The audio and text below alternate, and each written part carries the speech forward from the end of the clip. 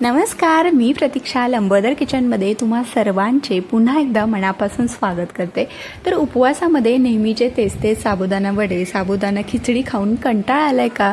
तर म्हणूनच आज मी तुमच्यासाठी घेऊन आले अगदी 5 मिनिटात तयार होणारी मस्त चटपटीत आणि कुरकुरीत अशी साबुदाणा शेव। तर ही शेव बनवायला अतिशय सोपी आहे आणि महत्त्वाचं म्हणजे कमी साहित्यात आणि अगदी 5 मिनिटात तयार होते आणि चवीला म्हटलं तर ना खरंच अप्रतिम लागते। तर चला तर मग आता वेळ न घालवता आजच्या व्हिडिओला सुरुवात करूया।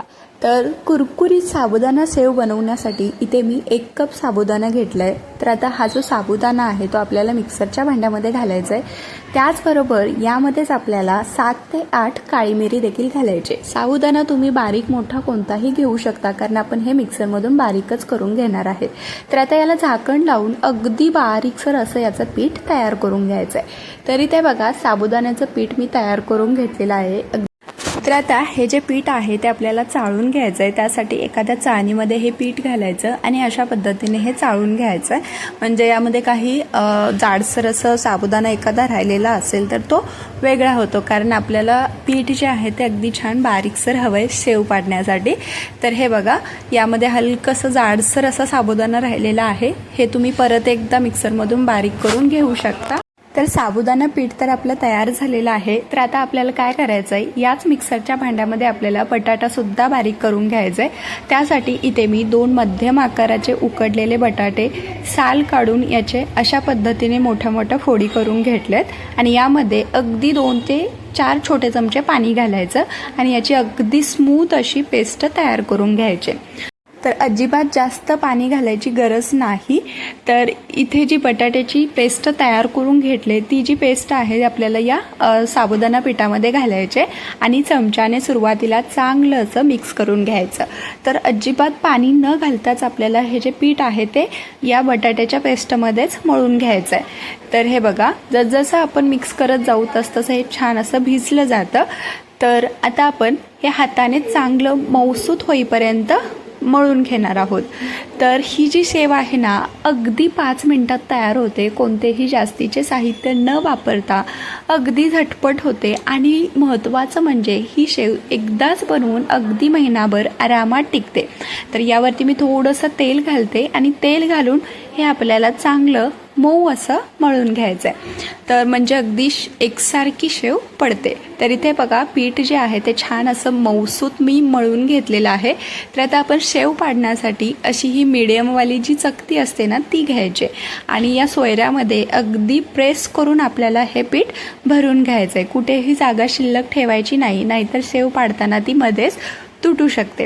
तर इथे बघा पीठ बसेल इतकं मी यामध्ये भरून घेतलेलं आहे। आता याला झाकण लावून आपण लगेच शेव पाडून घ्यायचे। तर शेव पाडण्यासाठी इकडे मी तेलसुद्धा गरम करण्यासाठी ठेवले।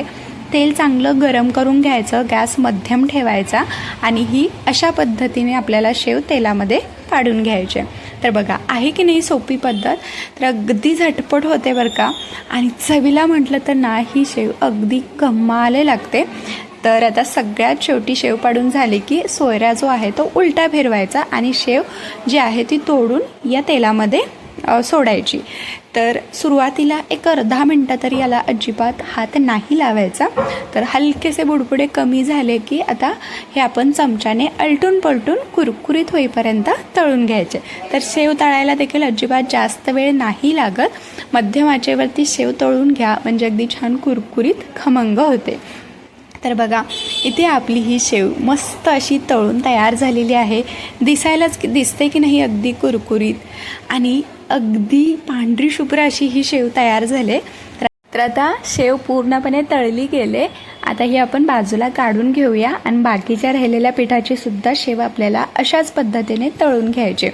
तर साबुदाणा वडे, साबुदाणा खिचडी खाऊन कंटाळा आला असेल ना तर अगदी इन्स्टंट 5 मिनिटात बनणारी ही शेव तुम्ही सुद्धा एकदा नक्की ट्राय करून बघा।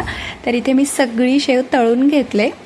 आता याच तेलामध्ये आपल्याला शेंगदाणे सुद्धा तळून घ्यायचे। त्यासाठी इथे मी पाववाटी शेंगदाणे घेतलेत।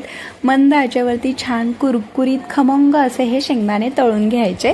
तर हे बघा शेंगदाणे देखील अगदी छान तळले गेलेत।